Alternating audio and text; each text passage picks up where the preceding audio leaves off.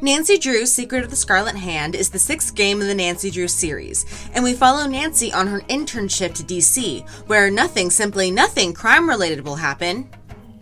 After a precious jade carving is stolen from a museum with absolutely no security cameras, Nancy is thrust into investigating the theft, where she then learns the secrets of an ancient Mayan king. She meets Joanna, a desperate curator, Henrik, a cold and secretive apographer, Alejandro, a passionate justice fighter for Mexico, and Taylor Sinclair, a shifty art stealer. Nancy is sent on a quest to finding the carving and saving the museum, and although this is where the game begins, the real story begins much earlier. Spoilers. Duh. In 7th century Mexico, during the height of Mayan civilization, King Pakal was born. His mother, Zat Cook, a very powerful and influential woman, crowned her son to be king when he was only 12 years old. When he was crowned, he claimed to be divinely appointed and the one true king. However, those around him thought differently. Sihopili Amuxcali was the descendant of royal scribes and recorded a different, perhaps more truthful version of events. She wrote that Pakal only became king because his powerful mother pulled some strings. Angered by what the scribe wrote, King Pakal planned to bury her body, soul, and writings in a stone prison. Legend would say that she was banished, but Henrik observed that a king like that would never have been so lenient. Pakal kills the scribe and places her body in a large carved monolith made especially for the scribe. However, he could not permanently keep her soul in prison because of her powerful lineage, so he made it so one could enter from the outside as well as exit from the inside, very conveniently for Nancy. He places the flower key in a hidden compartment inside the walls of the monolith along with her writings. He locks it in with this piece, which he hides in the dead scribe's mouth. He also adds a blank decoy of the scribe's writings on top of the body. Though this begs the question, if he really wanted to destroy the evidence of her recordings, why did he go through the pains of making a decoy when he could have just, burned the original work? Anyway, he locks the monolith with a carved jade cube and carves on the outside a curse and riddle of how to open the monolith again. He breaks the cube up into 6 pieces, then spreads them around the world. Meaning this area right here. He was only from the 7th century after all. Many centuries passed and multiple pieces of the key were starting to be found by explorers and archaeologists. The earliest found was probably the West Key. Juan de Ascension Cortego found it in 1753 off the coast of Costa Rica and then sold it to Henry Albert Daddle in 1898. The key was passed down through the Daddle generations and is finally given to up-and-coming artist Poppy Dada. She slaps it on a canvas, calls it art, then sells it to Taylor Sinclair, who is none the wiser. And Poppy is so cool about Nancy replacing a piece of her artwork because Poppy loves the idea of being part of an investigation. So do you get to wear a sassy tweed hat and pick hairs off dead bodies and gross, creepy stuff like that? I don't run into too many dead bodies, luckily.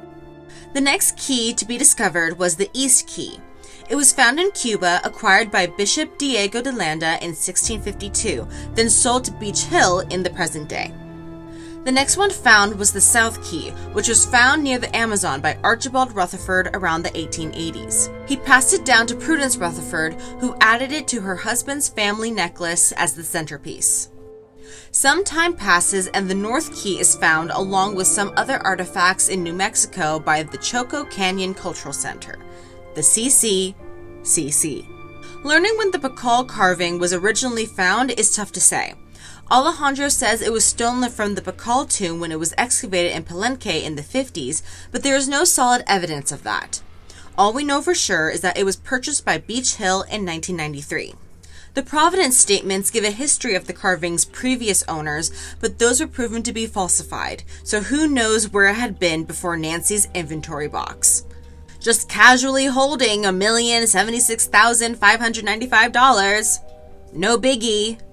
In the summer of 72, Henrik, along with Sinclair, aka Big Bunny Sinclair, traveled together in Mexico studying the Maya. They meet a shaman named Vicente, who tells them the legend about the scribe and how she was silenced. Were you silent or were you silenced? They then both start a smuggling ring. For Henrik, it was to fund his studies. For Sinclair, it was only to get rich quick. Sinclair becomes very good at selling artifacts and faking provenance. Meanwhile, Henrik pursues more over-the-table jobs while still having contact with the smugglers around Central America. He hears they have found a piece in Honduras that may be related to Pakal, and he tells them to keep it safe. This ends up being the Fool Key. Henrik gets a job at the CCCC and translates the North Key. Meanwhile, a huge monolith is found in a cave in Palenque. Joanna outbids everyone and secures the loan to Beach Hill.